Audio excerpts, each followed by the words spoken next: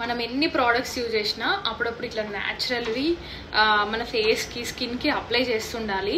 So నేను బౌల్లో mix చేసుకునే అంత ఉండదు, ఇట్లా కూడా చేసుకోవచ్చు. బౌల్లో మిక్స్ చేయాలి అన్ని ఇంగ్రీడియంట్స్ అట్లా ఏం లేదు. జస్ట్ నేను టమాటా రిలేటెడ్ ఏ కర్రీస్ వండినా కూడా అంటే జస్ట్ టమాటా కట్ చేసి దాని మీద పసుపు అండ్ శనగపిండి, మన పోనిత్ర డబ్బాలో ఎట్లా పసుపు ఉంటుంది శనగపిండి ఉంటుంది, సో ఇట్లా చల్లేసి జస్ట్ ఇట్లా స్క్రబ్ చేసుకోండి.